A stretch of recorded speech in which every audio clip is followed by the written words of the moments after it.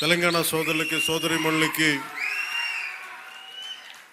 మనస్ఫూర్తిగా గోదావరి జిల్లాలోకి వచ్చి మన ఆతిథ్యం స్వీకరించమని మనస్ఫూర్తిగా మీరు తెలియజేయండి. ఏదైనా కూలగొట్టేయడం చెడగొట్టేయడం చాలా తేలికమ్మా. ఒక పండగ చూస్తామంటే ఏం మాట్లాడాలనుకుంటామంటే ఓ పిడికిడు గింజలు పండించడం చాలా కష్టమైన పని. అదే పిడికిడికి ఒక చేతికి వచ్చిన పంటని నేల రాసేయడం చాలా తేలిక. ఒక అలయన్స్ని నిర్మించడం చాలా కష్టం. అందరినీ ఏకతాటి పైన తీసుకురావడం చాలా కష్టం. కేంద్ర నాయకత్వం దగ్గర నుంచి రాష్ట్ర నాయకత్వం ఎంత కష్టపడి పట్టుకెళ్తుంటే దాన్ని చెడగొట్టడం చాలా తేలిక, చాలా తేలిక. సంక్రాంతి మనం చెప్తుంది ఏంటంటే ఒక చేతికి ఒక కష్టపడి సంవత్సరం ఒక 6 నెలలు కష్టపడి 4 నెలలు కష్టపడి పంట చేతికి వస్తే ఆనందం తాలూకు నిదర్శనమే సంక్రాంతి పండగ. మనకి ధాన్యం వచ్చింది, ధాన్యం అమ్మగా డబ్బులు వచ్చినాయి. ఈ రోజున మన హరిదాసులు కానీ ఇంతమంది జానపద కళాకారులకు కానీ మనం ఎందుకు ఇస్తాము ఇవన్నీ అంటే మా దగ్గర అబండెన్స్ ఉంది. మాకు ఒక 10 బస్తాలు పంట ఉంటే మేము 2 బస్తాలు పంచుతామని చెప్పడానికి. అది సంక్రాంతి తాలూకు నిదర్శనం. అంటే అలాగా మీరు ఇందాక మంత్రివర్యులు నారాయణ గారు చెప్తా ఉన్నారు, ఇంకా ప్రపంచంలో ఏ నియోజకవర్గం ఇంకెక్కడా రాదు అని ఏది జరుగు ఇక్కడ కొబ్బరాకు పడ్డా కానీ పిఠాపురంలో చాలా దారుణం జరిగిపోయింది. ఒక తాటాకు అక్కడ ఉన్న తాటాకు ఊడిపడిపోతే అమ్మా చాలా దారుణం జరిగిపోయింది. మరి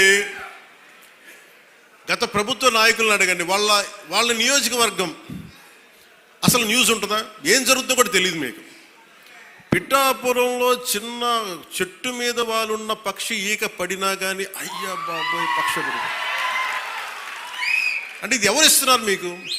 బలం ఎవరిస్తున్నారు? మీరిస్తున్నారు. చెడు వార్తలకి మీరిస్తున్నారు బలం.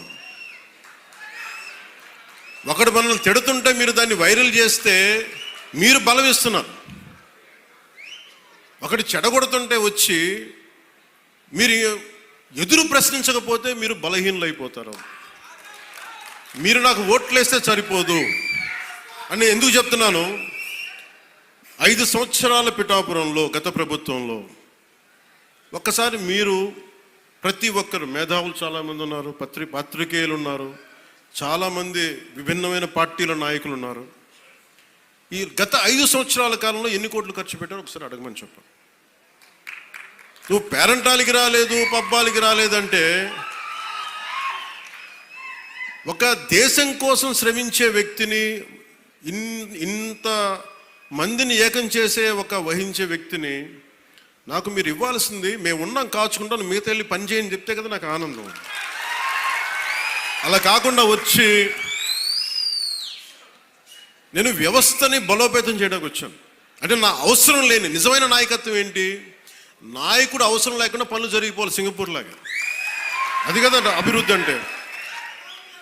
ఏ పని కావాలన్నా ఎమ్మెల్యే గారి ఇంటికి వెళ్తే కానీ పనులు అవ్వండి. అట్లా అంటే అది అభివృద్ధి కానట్టే కదా లెక్క. అంటే గత ప్రభుత్వంలో మీరు ఎంత ఖర్చు పెట్టారో ఒకసారి చూడండి. నేను గత ఏడాది 308 కోట్లతోటి పిఠాపురం అభివృద్ధికి మనం ఖర్చు పెట్టాం. మీరు చూడండి. అలాగే ఇప్పుడు 200, అది దాదాపు 60-70% పనులు అవుతున్నాయి, అయిపోయినాయి. ఇంకా 30% మిగిలినాయి. ప్రాబబ్లీ టార్గెట్ ఇచ్చింది మార్చికి అయిపోవాలి. ఇప్పుడు మనం 211 కోట్లతోటి అదనపు అభివృద్ధి కోసం మనం ముందుకు తీసుకెళ్తాం. అంటే ఇది 26 కోట్లతోటి ప్రారంభమైనవి, మన పని పూర్తయినవి, ప్రారంభోత్సవాలు చేశాం. మీరు అడగాల్సింది గత ప్రభుత్వ నాయకులను వచ్చి వాళ్ళు వారి పాలనలో ఏం చేశారని అడగండి. వాళ్ళు తిమ్మేశారు అని చెప్పి నేను ఏం చెప్పాను? నా దగ్గర ఛానల్స్ లేవు. నేను లాస్ట్ టైం చెప్పాను ఎలక్షన్ టైంలో 2016-17 టైం నుంచి మొన్న దాకా ఏం చెప్పాను? ఛానల్స్ లేవు. మీరే నా గళం, నా జన సైనికులకి, మా వీర మహిళలకి చెప్పాను. మీరే నా బలం.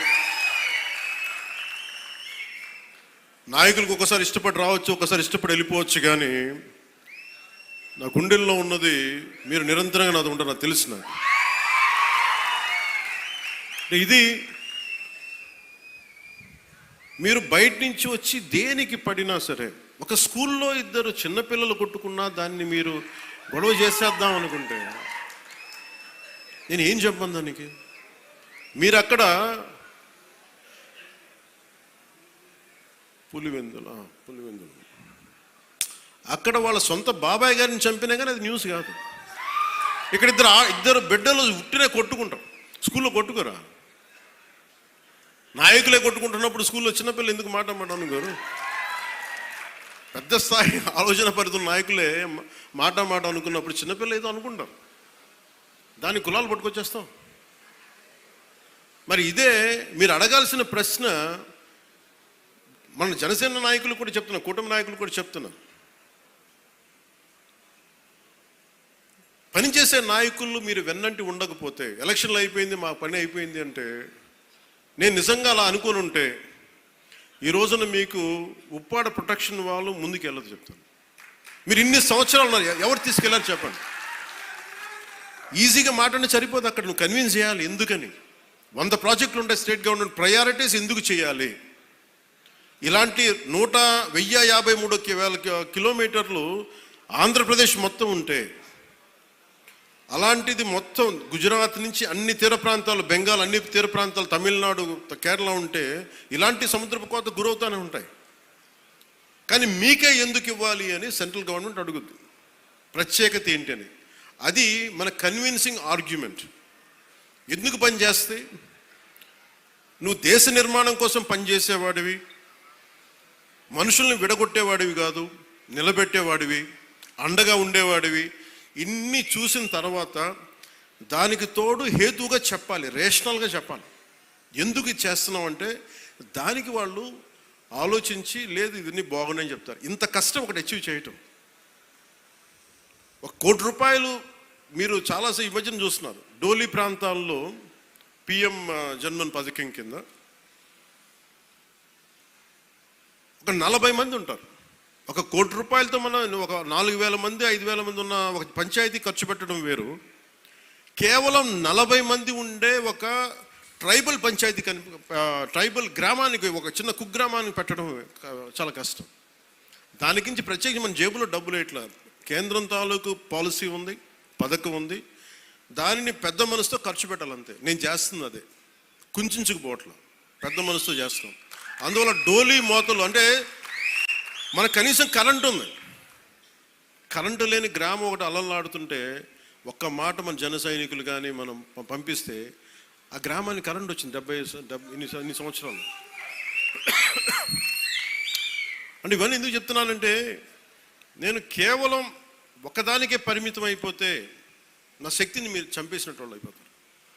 నాలాంటి వాడు మీరు ఎంత బలం ఇస్తే, బయట ప్రాంతాల నుంచి వచ్చి అసలు నన్ను ఏం చేశారు లాస్ట్ టైం, మా జిల్లాల్లోకి వస్తే, మా ప్రాంతాల్లోకి వస్తే మేము అడుగు పెట్టాం, మా నియోజకవర్గాల్లోకి వస్తే చాలా నాకు చెప్పి వాళ్ళు మటుకు నేను ఎంచుకున్న నియోజకవర్గానికి వచ్చి మొత్తం వ్యతిరేకంగా చేశారు. వాళ్ళ ఏరియాలోకి వెళ్ళకూడదట, వాళ్ళ నియోజకవర్గాల్లోకి వెళ్ళకూడదు, కానీ మనం పనిచేస్తున్న నియోజకవర్గాలకు వచ్చి ఏదైనా కలగచ్చు. అంటే వాళ్ళకి అర్థం కాదు ఏంటంటే, నేను సన్నగా కనిపిస్తానో మెత్తగా కనిపిస్తానో నాకు తెలియదు, కానీ నా గట్టిదనం వాళ్ళకి తెలియదు. అంటే మీరు మొండి పట్టు పడితే, మీరు గొడవ పెట్టుకోవాలనుకుంటే నేను సంసిద్ధంగా ఉన్నాను, ఎప్పుడైనా గొడవ పెట్టుకున్నాను. దానికి నా దగ్గర ఫ్లోరోసిస్తో బాధపడుతూ ఉంటే, కృష్ణానది నీళ్ళు హైదరాబాద్ దాకా వెళ్తున్నాయి, కానీ ఆ దారి వెంబడి వస్తున్న నల్గొండలో నీళ్ళు చాలా సంవత్సరాలు లేవు, ఈ మధ్యన వచ్చినాయి. అక్కడ మనుషులు ఈ మన ఫ్లోరోసిస్ తోటి చిన్న బిడ్డలు వంగిపోయి మంచానికి ఉంటే అది బాధ కలుగుతుంది. ప్రభుత్వాలు ఏం చేయట్లేదు. అలాంటి అనేకమైన సంఘటనలు కోకొల్లలుగా జరిగితే అది నాకు బాధ్యతని పెంచి రాజకీయాల్లో మనం ఏదైనా చేద్దాం, ప్రయత్నం చేద్దాం. ఓడిపోవచ్చు గెలవచ్చు, కానీ ప్రయత్నమే చేయకపోతే తప్పు కదా. అలాంటి సందర్భంలో నేను వచ్చాను పాలిటిక్స్కి. అలాంటిది నేను కింద పడ్డాను. ఇందాక మనోహర్ గారు మాట్లాడుతున్నాను, పుష్కర్ కాలం దాటింది నేను వచ్చి పాలిటిక్స్. 14 సంవత్సరాల పైన ఎవరు తీసుకుంటారు? నాకు రాజకీయాలు, నాకు డబ్బు సంపాదనకి నాకు డబ్బు సంపాదన నేను బిగ్ యాక్టర్. నేను నెంబర్ 1 యాక్టర్ని కాదేమో, కానీ నా స్థాయిలో నేను బాగా డబ్బులు సంపాదించగలిగే యాక్టర్ని. ఓడిపోయినా కానీ సినిమా